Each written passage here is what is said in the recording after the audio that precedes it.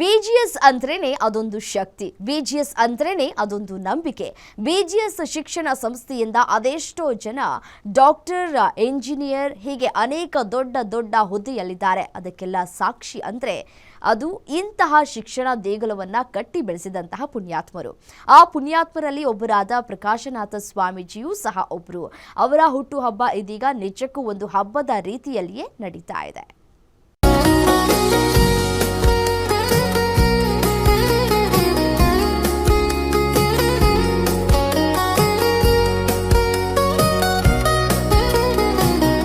ಬಾಲಗಂಗಾಧರನಾಥ ಸ್ವಾಮೀಜಿಯವರ ಆಶೀರ್ವಾದದಲ್ಲಿ, ಶ್ರೀ ನಿರ್ಮಲಾನಂದ ಸ್ವಾಮೀಜಿಯವರ ಮಾರ್ಗದರ್ಶನದಲ್ಲಿ ಶ್ರೀ ಶ್ರೀ ಶ್ರೀ ಡಾಕ್ಟರ್ ಪ್ರಕಾಶನಾಥ ಸ್ವಾಮೀಜಿಯವರು ಇಂದಿಗೂ ಸಹ ಬಿಜಿಎಸ್ ಸಂಸ್ಥೆಯನ್ನ ಕಟ್ಟಿ ಬೆಳೆಸುತ್ತಿದ್ದಾರೆ.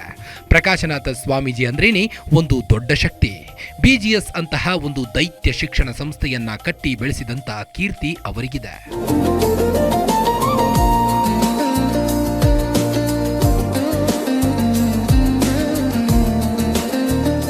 ಬಿಜಿಎಸ್ ಮತ್ತು ಎಸ್ಜೆಬಿ ಶಿಕ್ಷಣ ಸಂಸ್ಥೆಯಲ್ಲಿ ಹಬ್ಬದ ಸಂಭ್ರಮ ಸಡಗರ ಜೋರಾಗಿದೆ.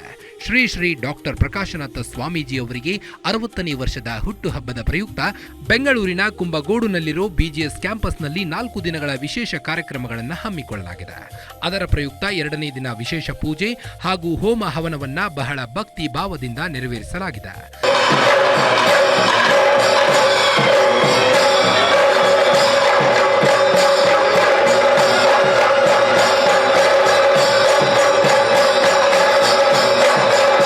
ತನು ಅನ್ನುವ ಶಬ್ದಕ್ಕೆ ಸಂಸ್ಕೃತದಲ್ಲಿ ತನು ಅಂತಂದರೆ ಅದನ್ನು ಕನ್ನಡದಲ್ಲಿ ನಾವು ದೇಹ ಅಂತ ಕರಿತೇವೆ.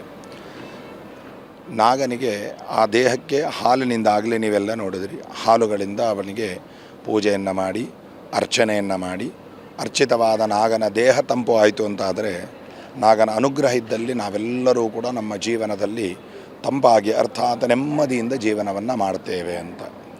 ಸರ್ಪಾರಾಧನಂ ಅವಶ್ಯಮೇವ ಕರಣೀಯಂ ಅಂತ. ಇನ್ನು ವಿಶೇಷವಾಗಿ ಹೋಮ ಹವನದ ಜೊತೆಗೆ ಆಶ್ಲೇಷ ಬಲಿ ಪೂಜೆಯನ್ನ ಸಹ ಹಮ್ಮಿಕೊಳ್ಳಲಾಗಿತ್ತು. ಈ ಒಂದು ಪೂಜೆಯಲ್ಲಿ ನಾಗದೇವರಿಗೆ ಪೂಜೆ ಸಲ್ಲಿಸುವ ಉದ್ದೇಶದಿಂದ ರಂಗೋಲಿಯಲ್ಲಿ ನಾಗದೇವನ ಪೂಜೆಯನ್ನ ಸಹ ಮಾಡಲಾಯಿತು. ಸಾಕಷ್ಟು ವಿಶೇಷತೆಯಿಂದ ಕೂಡಿದ್ದ ಈ ಪೂಜೆಯನ್ನ ಕಣ್ತುಂಬಿಕೊಳ್ಳಲು ಗಣ್ಯಾತಿ ಗಣ್ಯರು ಭಾಗಿಯಾಗಿದ್ರು. ಸುಮಾರು 2-3 ಗಂಟೆಗಳ ಕಾಲ ನಡೆದ ಈ ಪೂಜೆ ಸಾಕಷ್ಟು ವಿಶೇಷತೆಯನ್ನ ಹೊಂದಿತ್ತು. ಬೃಹದಾಕಾರದ ರಂಗೋಲಿಯಲ್ಲಿ ನಾಗದೇವರ ದೈತ್ಯಾಕಾರದ ಚಿತ್ರದಲ್ಲಿ ಅನೇಕ ಸಾರಾಂಶವುಳ್ಳಂತಹ ವಿಚಾರಗಳನ್ನು ಸಹ ಇದರಲ್ಲಿ ತಿಳಿಸಲಾಗಿತ್ತು. ಈ ಒಂದು ಅಭೂತಪೂರ್ವ ಪೂಜೆಯನ್ನ ಅನೇಕರು ಕಾಣುವ ಮೂಲಕ ದೈವ ಪೂಜೆಗೆ ಸಾಕ್ಷಿಯಾದರು. ಅನೇಕ ಗಣ್ಯರು, ಪೋಷಕರು, ವಿದ್ಯಾರ್ಥಿಗಳು ಅನೇಕರು ಪೂಜೆಯಲ್ಲಿ ಪಾಲ್ಗೊಂಡು ದೇವರ ಕೃಪೆಗೆ ಪಾತ್ರರಾದರು.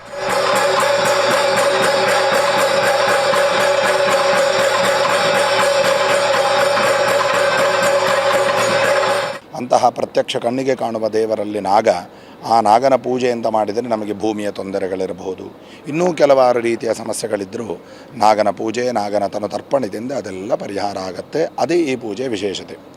ಆದರೆ ಈ ಪೂಜೆಗೆ ಪೂರ್ವದ ಇತಿಹಾಸ ಏನು ಅಂದರೆ, ಒಬ್ಬ ರಾಜ ಇದ್ದ, ಅವನ ಹೆಸರು ಜನಮೇಜಯ. ಅವನ ತಂದೆಗೇನೋ ನಾಗ ಹಾವು ಕಚ್ಚಿ ಅವನ ಮರಣ ಆದ ಕಾರಣ ಅದರ ಕೋಪದಿಂದ ಅವನೇನು ಮಾಡ್ತಾನೆ, ಸರ್ಪಯಾಗ ಅಂತ ಮಾಡ್ತಾನೆ. ಇದೆಲ್ಲ ಒಂದು ಕಡೆಯಾದರೆ ಬಿಜಿಎಸ್ ಶಾಲಾ ಮತ್ತು ಕಾಲೇಜಿನ ವಿದ್ಯಾರ್ಥಿಗಳು ನೆರೆದಿದ್ದ ಅನೇಕರಿಗೆ ಮನೋರಂಜನೆಯ ರಸದೌತಣವನ್ನ ನೀಡಿದರು. ಸಾಂಸ್ಕೃತಿಕ ಕಾರ್ಯಕ್ರಮ, ಹಾಡು, ನೃತ್ಯ ಹೀಗ ದೇವಲೋಕವನ್ನೇ ನಾಚಿಸುವಂತಹ ಅದ್ಭುತವಾದ ಕಾರ್ಯಕ್ರಮವನ್ನ ಹಮ್ಮಿಕೊಳ್ಳಲಾಗಿತ್ತು. ನೆರೆದಿದ್ದ ಜನರು ಸಹ ಈ ಎಲ್ಲಾ ಕಾರ್ಯಕ್ರಮವನ್ನ ನೋಡಿ ಕಣ್ತುಂಬಿಕೊಂಡರು.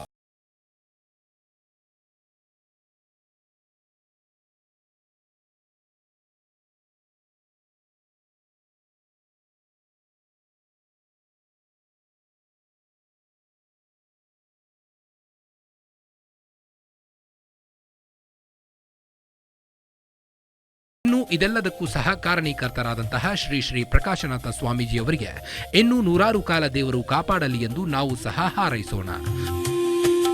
Ajay Kumar, crime bureau, guarantee news, Bengaluru.